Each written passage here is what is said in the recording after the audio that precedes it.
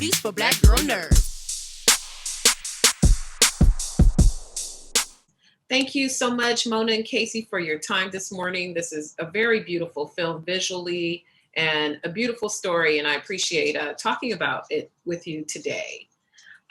Beginning with you, Mona, what I love so much is there's these big sweeping landscapes. It's so picturesque, it's so beautiful, but whenever our characters are interacting with each other, it's so intimate and they're not swallowed by the scenery, I guess you could say. What is your director's checklist that you go through when you want to frame like these very intimate moments with your characters? Oh, thank you so much. First, and then no, I think that you know, even myself and with my family, you gravitate towards the kitchen.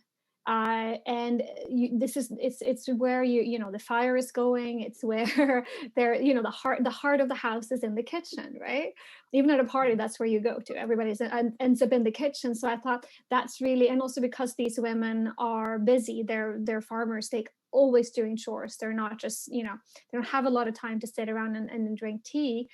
So that's a place where chores can be done, where you can always kind of keep busy with your hands. So I felt like having this juxtaposition between these really intimate moments that are there by the fire, by the kitchen, by the stove, like in that little room, and find new ways of having interesting choreography within that space.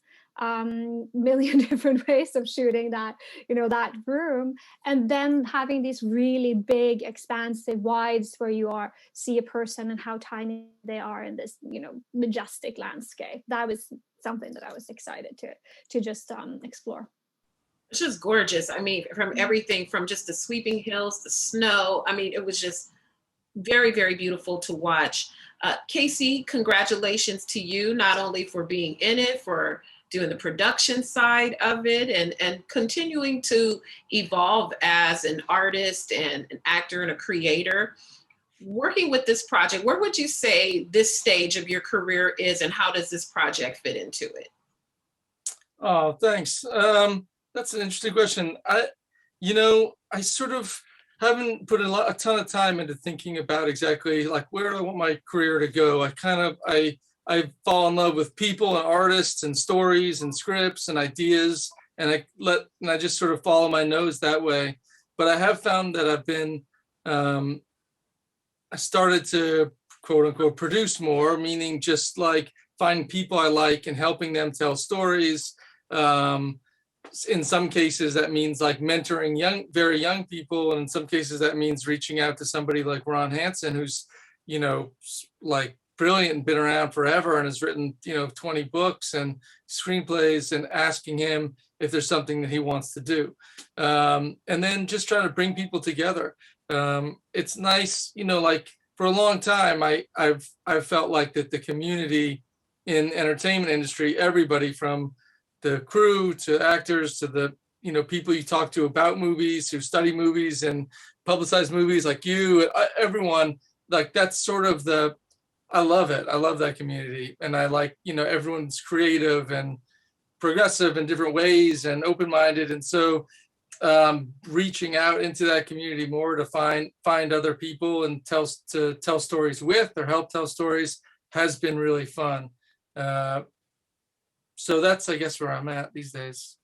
It's a great space to be in when you can finally almost find yourself. I guess they say that's the old school term. You found yourself, and you can branch out and you can do more than what you thought you originally intended. Finally, for you, Mona, the relationship between Tallie and Abigail, it's so sweet, and it's so pure and so unexpected. What was your priorities for shaping how we saw these women and how they came across to the audience?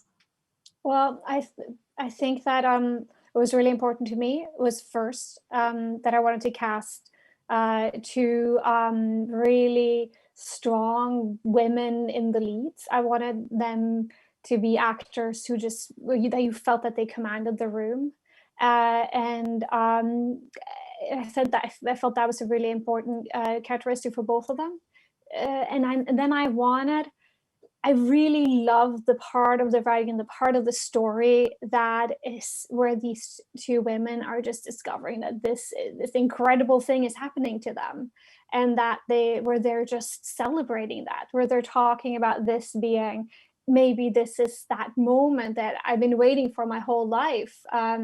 Tallie says, maybe this is like that glorious moment where you're, carried home, and with, celebration, and I thought that, I think it's in contemporary stories in particular, there could be a lot of focus on shame and guilt, and oh no, and why do I have these bad feelings, and I thought it was lovely and refreshing to have it instead be, we have these extraordinary, amazing feelings that are just, like coming home, and how can we together fight or find a way to protect that and to bring that into our lives? Like, how is there a way? Like a little bit like an old-fashioned love story. Like, that's what I thought about. Like these great, like that's what I wanted. I wanted to approach it like, like how can we approach this? Like our Casablanca, how can we do that? Is there a way of doing that? That was my hope and dream for it. That was awesome. Thank you so much. I enjoyed it. It was very beautiful. Thank you for your time, and I appreciate you speaking with me today. Thank you so much. All right. Thank you.